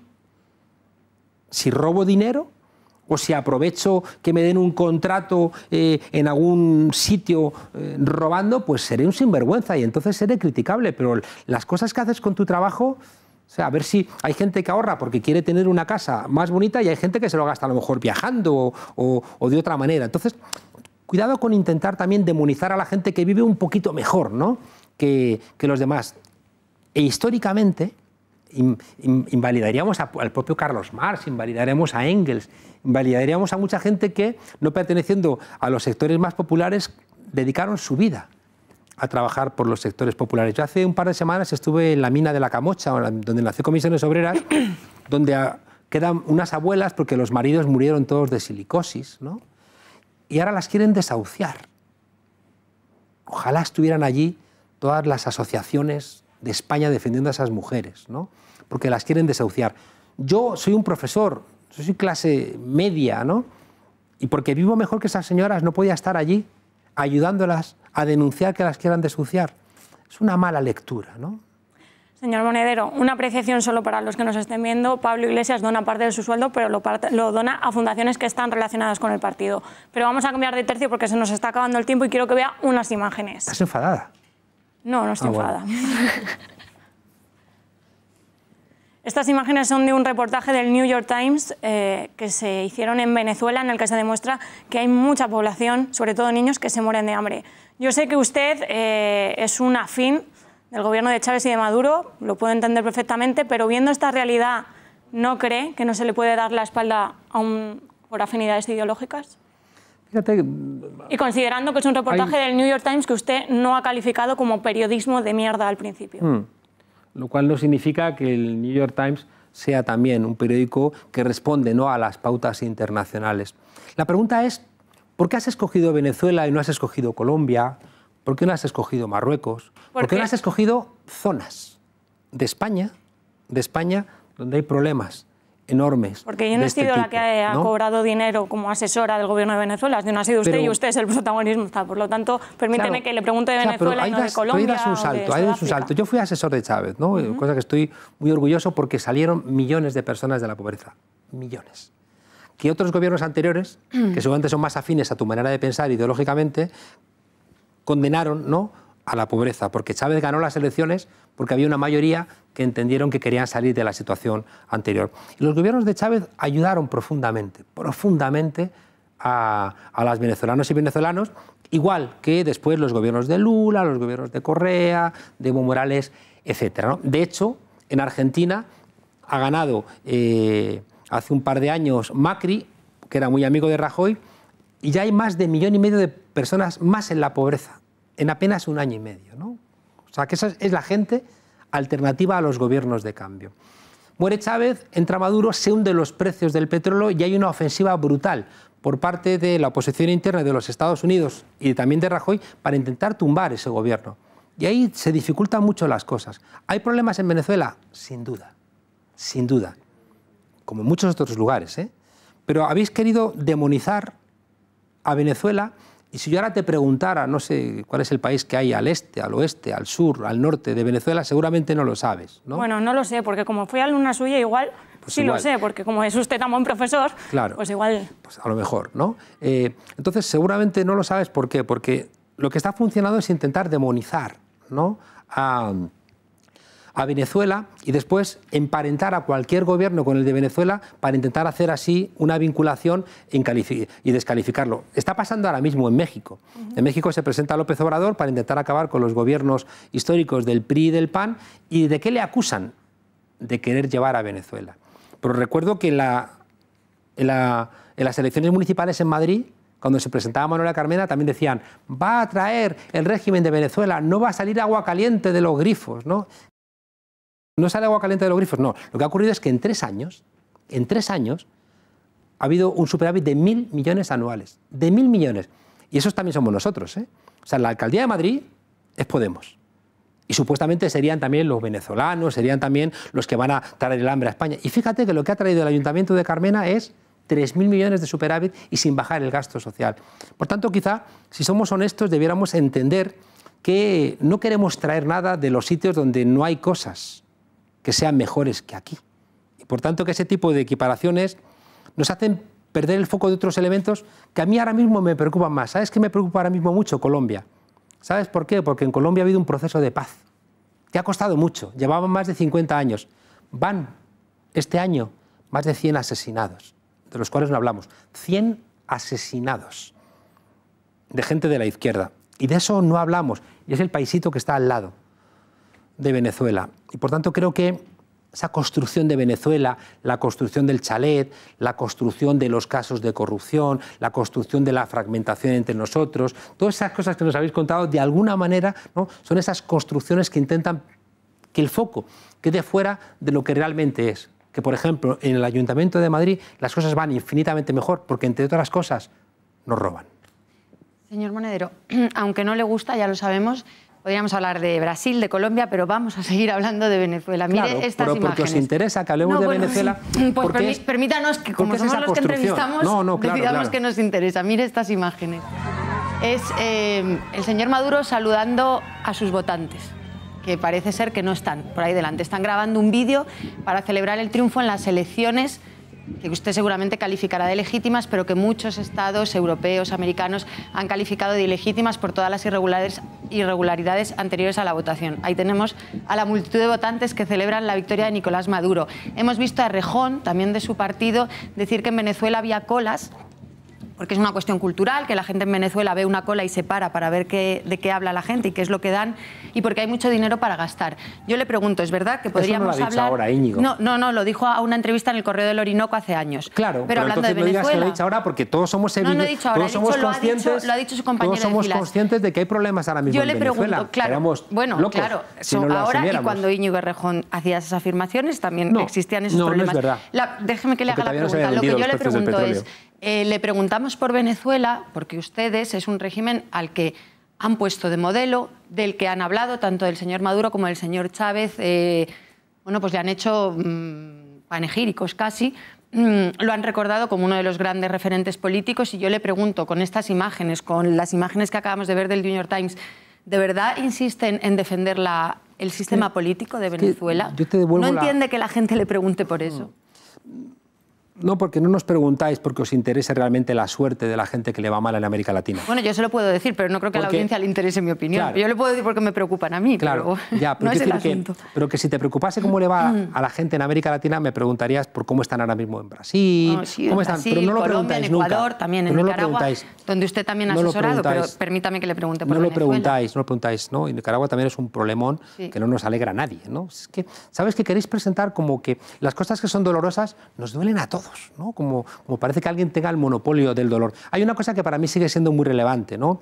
Y que esta mañana he terminado, ¿no? Un artículo para un libro sobre el cambio de ciclo en América Latina. 72 millones de personas salieron de la pobreza. Datos de la CEPAL. Algunos datos hablan de 80 millones, el de la CEPAL, como es oficial, me parece, aunque más moderado, me parece bueno citarlo. 72 millones de personas salieron de la pobreza. Tuvieron por primera vez acceso a medicina, a educación. Chávez logró que Venezuela se declarase libre de analfabetismo. Son logros que os empeñáis en negar. ¿Y por qué los negáis? O sea, cuando yo asesoraba a Chávez se consiguieron esas cosas, que me parece que son excelentes y que cualquier persona honesta y decente querrá que los países estén libres de analfabetismo, que la gente tenga acceso a la sanidad, que la gente tenga acceso a la educación, que la gente tenga acceso a la vivienda. Hace usted referencia a Chávez. Entiendo que por cerrar el tema de Venezuela y pasar a preguntas más interesantes, que defiende, digamos, el régimen anterior. El de Maduro no le gusta tanto. Pero fíjate que es evidente que la Venezuela de Chávez no es la Venezuela de Maduro, es que es absolutamente evidente. Pero fíjate que cuando tú dices que defiende el régimen, es que yo lo que te planteo es que la administración. Cuando llega Chávez, solventa muchos problemas que estaban latentes en ese país. La siguiente pregunta es, ¿usted traería algo de la Venezuela de Chávez a España? Te diría, es que es al revés, ojalá le pudiéramos llevar allí la seguridad social, ojalá pudiéramos llevar allí la red, ¿no? de escuelas públicas que había en ese país. No les llevaría a la escuela concertada, ¿no? Que es tan importante y que seguramente vosotros la apoyáis, ¿no? Pero hay cosas buenas de mi país que me gustaría llevarlas a otros países. Pero ¿qué voy a querer traer yo, ¿no? Salvo la alegría de ese pueblo que sí que me gustaría que muchas veces la tuviéramos. Don Juan Carlos, ¿qué le parece el papel de Doña Alba. Sí. ¿Qué le parece el papel de Zapatero en Venezuela? Pues ha sido visto con mucha esperanza por mucha gente. Porque cuando un país entra en una confrontación, ¿qué es lo que les pasa? ¿No? Están media Venezuela contra otra media, ¿no? Entonces esto es un problema. ¿Y qué ocurre? Que media Venezuela está alentada y apoyada por los Estados Unidos. Y eso es un problema, porque Estados Unidos tradicionalmente en América Latina da golpes de Estado. Entonces, claro, cuando... Es como aquí decíamos antes en el 36, se levanta Franco pero apoyado por Hitler y Mussolini. Pues eso es un problema, ¿no? Entonces, Zapatero, y no solamente Zapatero, ha estado también con otros presidentes, con Trujillo, Samper, con otros presidentes latinoamericanos, intentando que hablen. Si es que, ¿qué es lo que queremos la gente de bien en Venezuela? Que hablen. O sea, no puede haber media Venezuela contra media Venezuela. Es un disparate. ¿Cuál es el problema? El problema es que si la media Venezuela que confronta al gobierno de Maduro quiere salir a los tiros, pues eso es un problema. ¿Qué hacemos? ¿Hay otra Siria? Pero, señor Monedero, también veíamos a Zapatero salir de uno de esos colegios electorales a gritos de traidor por los venezolanos. Claro, por los venezolanos no. Fíjate que ahí estás haciendo trampa, Alba. Están diciendo los venezolanos, no, por una parte de los venezolanos que estaban en la puerta. El otro día salía la gente del Palacio de las Cortes y todos los miembros del PP, todos los miembros del PP fueron recibidos con abucheos fuera. ¿Eran los españoles abucheando a Rajoy, a Soraya Sáenz de Santamaría y demás? No, eran unos cuantos españoles. Que eso es una de las trampas también de los medios de comunicación, ¿no? Sale una persona abucheando y te dicen, mira, lo han abucheado. Ya, una persona, ¿no? Y el resto... Por eso también hay que ser cuidadoso. Hay una parte que agradece el trabajo que ha hecho Zapatero y hay otra parte, la parte que es contraria a Maduro y que ha apoyado sacarlo a través de medidas violentas, que no consiente que esté Zapatero como expresidente de España pidiendo salidas no violentas. Pero ahí la culpa está en los que quieren salidas violentas.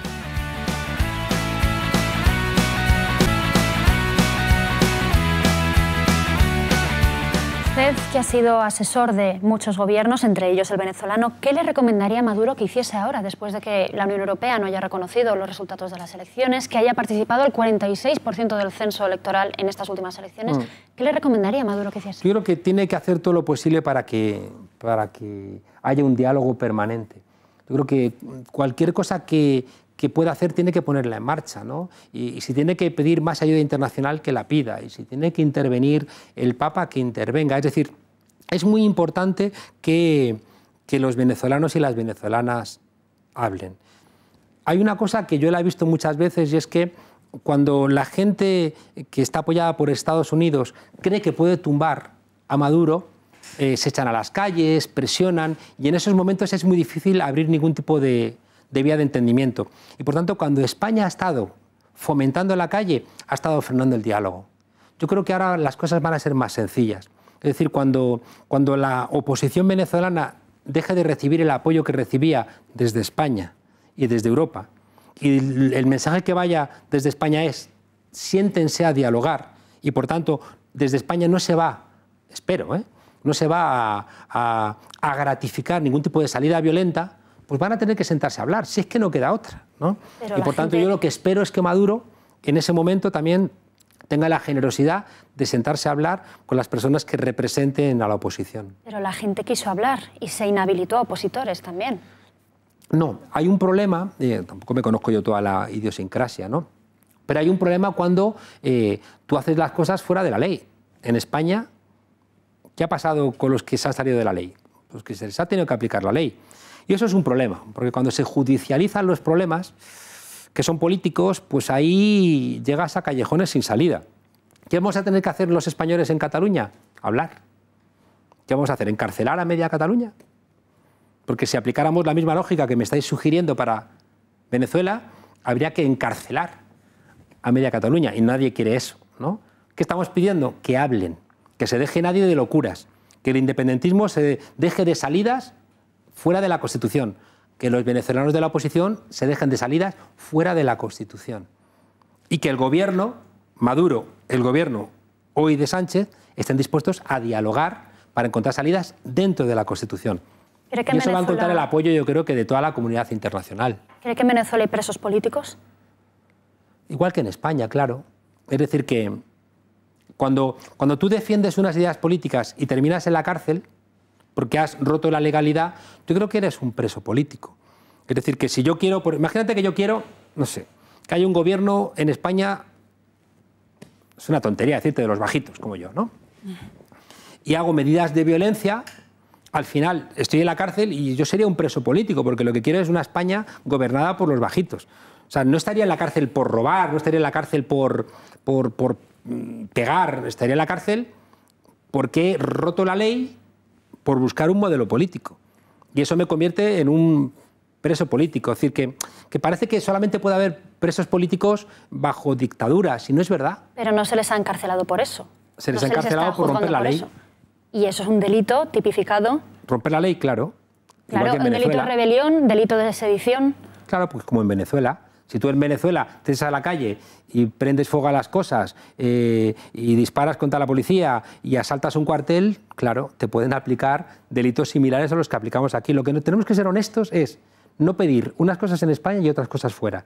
Por tanto, la honestidad es que apliquemos la ley igual en todos lados. Entonces, que a los opositores se les deje participar en las elecciones. Claro, claro, siempre y cuando puedan hacerlo. Es decir, si las leyes en España implican que se inhabilita a políticos para poderse presentar, hay que cumplir las leyes. Sería bueno que problemas que son políticos no los solventáramos judicialmente. Es decir, que encontremos antes soluciones antes de encarcelar a nadie. Porque cuando los encarcelas, de repente se ha roto la posibilidad de diálogo. Y eso vale para España, para Cataluña, para Venezuela, para Marruecos, para Brasil, para todos lados, ¿no? Y por eso hay una cosa que a mí una de las cosas que yo he descubierto en estos 4 años, ¿no? Y es, por un lado, cómo el Partido Popular ha intentado manipular la justicia, ¿no? Cómo ha intentado colocar a fichas suyas, que eran diputados o senadores suyos, colocarlos en el Poder Judicial, en el Tribunal Constitucional, en el Consejo General del Poder Judicial. Pero pese a eso, en España la justicia va funcionando, ¿no? Hay veces que vemos barbaridades, pero en términos generales la justicia va funcionando. Y para mí eso es una democracia, porque si no funciona el Estado de Derecho, no funciona la democracia. Bueno, señor Monedero, le voy a dar una alegría. Vamos a dejar de hablar de Venezuela porque entramos en la ronda final. Nos quedan muy pocos minutos, entonces le voy a pedir que sea muy breve, lo más breve que pueda, aunque la pregunta lo considere. Muchos miembros de Podemos, entre ellos Pablo Iglesias... Hemos estado súper serios, ¿no? Un poco. Es que yo vi el programa de Broncano y era como más divertido. Es como más serio. Que el invitado... Así lo era más divertido, ¿no? Yo no soy divertido, qué horror. Bueno, como le iba a decir, muchos miembros de Podemos, entre ellos Pablo Iglesias, estuvo en esta casa, casi Intereconomía le vio nacer en el mundo de la televisión y después se fue echando pestes de esta casa. ¿Ha hecho pestes? No. Sí. ¿Ah, sí? ¿Pero ha hablado mal de Intereconomía, sí. Pablo? ¿Qué ha dicho? La siguiente compañera le enseñará unas ¿Por qué ha dicho imágenes. Pablo de Intereconomía? Habló de matar a los fachas de Intereconomía... No. Eso, fíjate, hay un vídeo que manipularon. Una vez estaba Pablo dando una charla y la gente dijo... Lo dijo de broma, tienes que ser más de izquierda, no sé qué. Y dijo, ¿qué queréis? Salgamos a matar a gente de Intereconomía. Y eso, si lo cortas, parece que estás diciendo lo que no dices, ¿no? Pero yo me refiero Pablo tiene cariño. A esta imagen. Juan Carlos, vamos a verla. Pablo tiene cariño.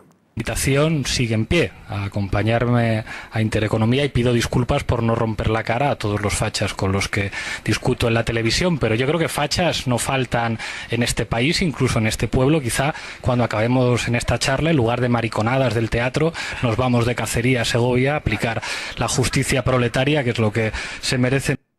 Ese es el ejemplo más claro de manipulación que podemos traer. Y te lo agradezco que lo hayas escogido porque demuestra también que Intereconomía está aprendiendo a no manipular. Justo antes de esta frase que habéis puesto, claro, hay una manipulación enorme, sí. Justo antes de esto, Pablo le han recriminado que está siendo poco izquierdista. Y él dice, claro, soy muy poco izquierdista. Entonces, vamos a cambiar el tercio. Lo que tenemos que hacer es... Vamos a ir a partir la cara a los de Intereconomía, o en este pueblo seguramente hay fachas que no faltan. Vamos, y cuando terminemos de aquí, en vez de hacer teatro, vamos a pegar a los fachas, ¿no? Eso es lo que queréis, ¿verdad? Muy bien. Eso es lo que está diciendo Pablo. Tú lo cortas y parece que está diciendo lo contrario, ¿no? Eso es hacer manipulación, y te agradezco mucho que me hayas dado la oportunidad de salvar la cara a Intereconomía, demostrando que ya no se comporta como en otros momentos de su Por supuesto que no, nunca ha manipulado, y menos en esta ocasión, pero mi pregunta no iba por ahí, señor Monedero. Mi pregunta era, ¿por qué, después de Pablo Iglesias, que ha nacido aquí, no ha vuelto por esta casa? ¿No cree usted que debería volver como usted ha hecho? Yo creo que tiene que volver, con valentía? Sí. Yo creo que Pablo tiene que volver. ¿Le va a animar a que vuelva? Le voy a animar, mañana se lo voy a decir. Pablo, 6 mujeres sin piedad están deseando que vayas a Intereconomía. Y Pablo, sabéis que no tiene mucho miedo a ver si es verdad, a los debates, ¿no? Pero se lo voy a plantear, cuenta con ello. Venga, perfecto. Por lo tanto, señor Monedero, ¿usted cree que era en tono irónico lo que comentaba Pablo Iglesias? Yo lo sé, yo lo sé. Os invito a que busquéis entero y pongáis justo lo que dice antes de esta frase. Justo, un poquito antes, y veréis cómo está diciendo, claro, qué bien. ¿Qué queréis? Que lo que digamos es que vayamos a partir la cara, ¿verdad? Escuchadlo. Eso es como si yo digo, claro, ¿qué queréis? Que yo diga ahora, Jesucristo era un mal nacido, me cortáis y sale Monedero diciendo, Jesucristo era un mal nacido, y toda la comunidad católica me cae encima. Eso es hacer trampas, ¿no? Es decir, que creo que es muy importante ser honestos, ¿no? Y en los tiempos del desarrollo de la comunicación tenemos que ser honestos. Pero nosotros le hemos señalado desde el principio que era con ironía, lo que pasa es que no podemos poner el vídeo entero porque si no nos quedaríamos sin programa. Siguiente pregunta. Como profesor, ¿qué lección...? Oye, yo te di clase, pero en el SEC, ¿dónde te di clase yo? No, en el máster que estudió también Espinar, y yo tampoco recibí beca, vaya por Dios. Vamos a pasar a la siguiente pregunta. ¿Cuál máster? análisis político en la Complutense y precisamente Pero yo no daba clase en ese máster. No, pero yo era de las pocas personas que iba de oyente a su clase. Pero bueno. Pero entonces has dicho, pero ya yo me extrañaba porque yo me suelo acordar de mis alumnos, pues ¿no? Entonces, me ha era mi dolido profesor, bastante que no no se he haya sido tu acordado de mí. profesor. Bueno. Solo ibas de oyente. He sido oyente. Espero haberte enseñado algo. Espero. Geopolítica usted no me la enseñó, pero espero que también haber aprendido algo y saber dónde está Venezuela en el mapa. Siguiente pregunta. ¿Qué lección ha aprendido? Le hace gracia a tus compañeras todo lo que dices, ¿eh? Son fans tuyos. Está muy bien, hay solidaridad. ¿Qué lección ha aprendido de dar el paso de la teoría política a la práctica? Es que yo creo que siempre he estado en los dos ámbitos, ¿no? Siempre he tenido un pie en los movimientos sociales, yo he militado muchos años en partidos políticos, y por tanto creo que siempre he tenido ese pie, ¿no? Es decir, siempre digo que, robándole una frase a Jorge Rietzmann, que no entiendo los panaderos que cuecen pan solamente para otros panaderos, ¿no? Creo que no tiene mucho sentido que hagas reflexión política solamente para politólogos, ¿no? Que les lees y dices, ¿qué está diciendo, ¿no? Cuando lees a Laclau o lees a algunos autores que dices, no entiendo nada, ¿no? De lo que está diciendo. Está diciendo que quiere hablar para las mayorías, pero no entiendo nada de lo que dice, ¿no? Y de la misma manera yo creo que no tiene sentido que diseñes recetas y nunca cocines los platos y mucho menos que los quieras probar, ¿no? Creo que eso tampoco es muy honesto y por tanto yo procuro estar siempre, ¿no? Con un pie adentro de la teoría y un pie adentro de la práctica. Señor Monedero, es la última pregunta que me da tiempo a hacerle a mí. Tenía otra, he tenido que elegir, descartar una de las dos. Hora. Sí, bueno, todavía queda un poco. A mis compañeras les queda... Que me habéis engañado y hemos estado más, A mis compañeras les queda todavía, pero yo le voy a hacer una pregunta, la última pregunta, y de verdad que no se la hago para ponerse en un aprieto, sino porque quiero intentar entender su escala de valores en este punto. Usted escribió en su cuenta de Twitter un mensaje de ánimo y alegrándose por la fuga de Valtonyc, el rapero condenado por las letras de sus canciones. Sí, dándole, no lo tenemos en Video Wall, pero yo lo he visto y se alegraba usted de que... Creo que le decía algo así como enhorabuena amigo o me alegro amigo, una expresión así. En todo caso, le apoyaba y lamentaba que estuviera condenado. De verdad, de corazón, se lo pregunto, ¿qué mensaje le daría si lo estuviera delante a quienes le estén escuchando, guardias civiles, padres, madres, hermanos, hijos de guardias civiles, cuando ese señor al que usted apoyó, ese artista, ese rapero, dijo en uno de esos conciertos, matado a un puto guardia civil? ¿No le parece que está la escala de valores invertida? El mensaje me parece repugnante, ¿no? Me parece repugnante. Lo que pasa es que prohibirlo creo que hace daño a nuestra democracia. Pero creo que no le dirigió ningún tuit a las familias de guardias civiles de Valtonyc. Repasa. Repasaré. Repasa. Decía Voltaire, detesto lo que dices, pero daría mi vida por defender tu derecho a que lo puedas expresar, ¿no? Entonces, yo desprecio muchas cosas que oigo, pero no quiero prohibirlas. Por ejemplo, yo tuve una discusión porque desprecio profundamente a los homófobos de Hazte Oír, pero yo no quiero prohibir su autobús, aunque me parezca una basura. Es decir, creo que tenemos que cuidar la libertad de expresión. ¿Sabes por qué? Porque la misma ley que encarcelaba a Valtonyc encarcelaría hoy a Valle Inclán por escribir Luces de Bohemia. Si hoy yo escribo Luces de Bohemia, me aplica la ley Mordaza y me meten en la cárcel, lo cual es una barbaridad. O sea, que usted equipara la literatura y las licencias literarias a decir al final de un concierto matado a un puto guardia civil. Porque forma parte también de una cultura que yo no comparto, que me parece una basura y que no me gusta, ¿no? Pero yo creo que tú no puedes encarcelar a la gente por opinar. Es decir, y sobre todo, los delitos de odio están pensados para defender a colectivos que no se pueden defender, ¿no? Colectivos indefensos, ¿no? que sufren los ataques del poder, ¿no? La Guardia Civil no es un colectivo que no se pueda defender, ni los jueces, ni los notarios. A ver si se pueden defender o no. Alsasua fue una pelea de bar, que es patético que se haya solventado como si fuera un delito de terrorismo y al final esa gente recibe más penas que los de la manada, lo cual dices, ¿no? Creo que algo estamos haciendo mal y eso nos obliga a revisar las leyes, sobre todo porque es que peleas de bar hay muchos, en fiestas, de madrugada, deleznable, ¿eh? O sea, me parece que es patético, ¿no? Pero lo patético, iguala. ¿no? Patético. No, ¿pero por qué dices que lo igualo? Que equipara cualquier pelea de bar a la que hubo en Alsasua, que no importa nada. Son bastante parecidas, ¿no? Porque iban todos contexto político, iban de paisano. Pues queremos entender que ETA ya no existe. O sea, que ETA ya no existe. Y, por tanto, querer presentar eso como un delito de terrorismo cuando ETA, por fortuna, ya no existe y no mata, hombre, no sigamos alimentando cosas que tenemos que lograr pasar página, ¿no? Por tanto, este país ha sufrido tanto por culpa de la lacra del terrorismo, hemos sufrido tanto que hagamos todo lo que esté en nuestra mano, ¿no? para superarlo. Señor Monedero, ¿con quién iré a cenar? ¿Con Eduardo Inda o con Albert Rivera? Pues una buena pregunta. Con Albert Rivera. ¿Con Eduardo Inda jamás? Es que lo conozco, ¿no? Y es un tipo muy mentiroso.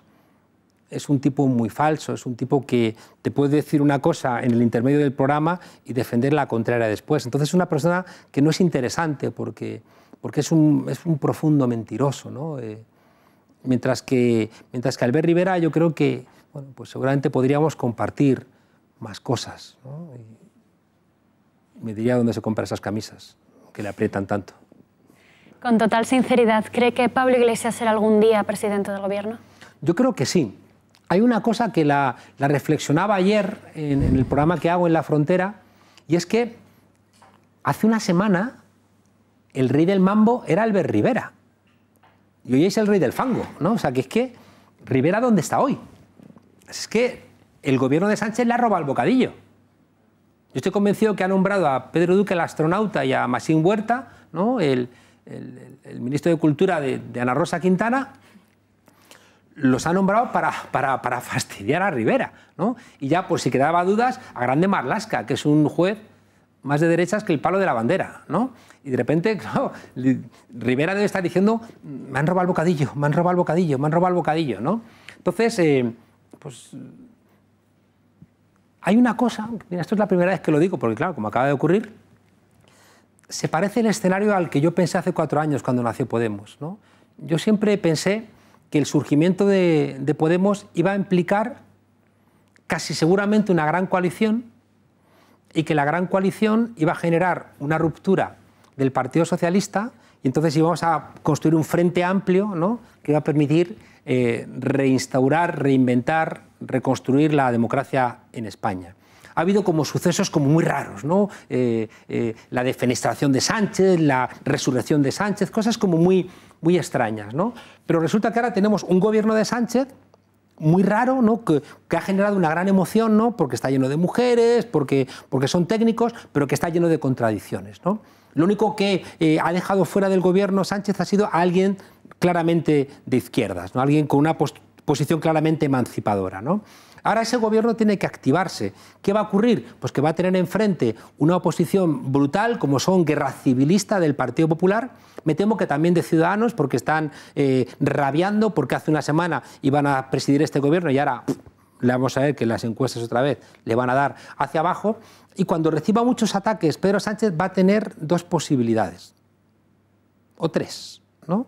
Una posibilidad es convocar elecciones, que lo hará o no lo hará en virtud de lo que le digan las encuestas. 2, echarse en brazos de Ciudadanos. Y por tanto, mi hipótesis de hace 4 años, que era la de la gran coalición, será cierta. Y la tercera es decirle a Podemos, bueno, lo que me dijisteis hace un año, que os dije que no, igual que nos dijo hace un año que no quería la moción de censura y al final ha hecho la moción de censura con los mismos números que le habíamos presentado nosotros, pues nos dirá, con un año tarde, nos dirá, oye, que sí, que quiero que entréis en el gobierno. Y por tanto, vete tú a saber, ¿no? El futuro nunca está escrito. Lo relevante es que te interese el proyecto de país y que no tengas prisa, ¿no? Y que no ocurra, que es lo que le ha pasado a Rivera. Rivera tenía tantas ganas, ¿no? De llegar que al final te ha trastabillado. Y hay que lograr que no le pase lo mismo a Sánchez, ¿no? Al final le ha resultado fácil relativamente llegar al gobierno. Ahora lo importante para los españoles y las españolas es gobernar, ¿no? Para hacerlo diferente que Rajoy. Y ahí está todo abierto. Ya por concluir, hemos estado hablando de Ciudadanos, pero Podemos, ¿cómo se ha tomado esta construcción del nuevo gobierno de Sánchez? Pues con una enorme alegría, ¿no? ¿Visteis la explosión en el Parlamento de sí se puede, sí se puede, bueno, sí se puede? Bueno, pero ¿y Grande Marlaska en el Ministerio del Interior? Claro, pero digamos, la explosión de alegría era porque una de las razones de ser del nacimiento de Podemos era salir del gobierno de la derecha, del gobierno de los ajustes. Eso ya lo hemos hecho, ¿no? Hemos salido del gobierno de Rajoy, ahora hay que salir de las políticas de Rajoy. Y eso es lo que hay que darle un plazo, ¿no?, a Sánchez para que demuestre cuál es su compromiso. Es verdad que hay algunos matices que llaman la atención, ¿no?, porque yo los entiendo, ¿no? Y por eso digo que son muchos equilibrios. Dicen, nombro a Borrell, que es el que le hizo las cuentas a los independentistas para enseñarles a sumar y que lo odian, pero al mismo tiempo a Meritxell Batet, ¿no?, que es federalista, para compensar. Nombra a una mujer que era secretaria de presupuestos de la Comunidad Europea para decir, oye, que vamos al déficit al 1,39, lo vamos a mantener, es decir, vamos a hacer ajustes, sin duda alguna, ¿no? Pero al mismo tiempo se trae a una persona comprometida con las pensiones, ¿no? Nombra a Margarita Robles, pero al mismo tiempo nombra a alguien de la derecha judicial para que diga, no, ven, aquí es todo equilibrado, ¿no? Es un gobierno muy hecho para, en caso de que haya elecciones, ¿no?, para que, en caso de que se tenga que convocar, antes de lo que él quisiera, dijera, bueno, he tocado todos los palos, ¿no?, y por tanto, votadme que he tocado todos los palos. Yo espero que esa no sea, ¿no?, la suerte real de ese gobierno, sino que pongan en marcha toda su capacidad técnica para solventar los problemas. Y lo vamos a ver pronto, porque hay urgencias que son de ya, ¿no? Solventar el nombramiento de Radio y Televisión Española, poner en marcha la ley de dependencia para que no se sigan muriendo todos los días 10 personas que no reciben la ayuda, universalizar la asistencia sanitaria a la gente que no tiene papeles, garantizar las pensiones, a ver qué pasa con la reforma laboral, que dijo que le iba a derogar, ¿no? Y ahora, bueno, pues la propia ministra estaba por la labor de derogarla y ahora, bueno, vamos a ver qué ocurre con eso. Vamos a ver, ¿no? Yo creo que hay que darle un plazo de confianza, sobre todo porque si uno compara, ¿no?, a los ministros, si tú pones al lado de los ministros del PP con los ministros de Sánchez, dices, hombre, ¿no?, estos por lo menos son más guapos. Juan Carlos Monedero, se nos ha acabado el tiempo. Hasta aquí 6 Mujeres sin Piedad de hoy. Por cierto, ha sido divertido, no como el de Broncano o Arévalo, pero nos hemos reído. ¿Qué tal se ha sentido? Me parece muy bien que se haya reído de mí. No, con usted. ¿Qué tal se ha sentido? No, me he sentido muy a gusto. Muchas gracias. Bienvenido a Intereconomía de nuevo. Y, por cierto, una última pregunta. ¿Cuándo va a llevar a alguien de Intereconomía a su programa? Pues cuando queráis. Pues nos quedamos con la invitación. Venga, pues ahora me dais teléfonos y contamos con vosotras. Bienvenido de nuevo a Intereconomía. Muchas gracias.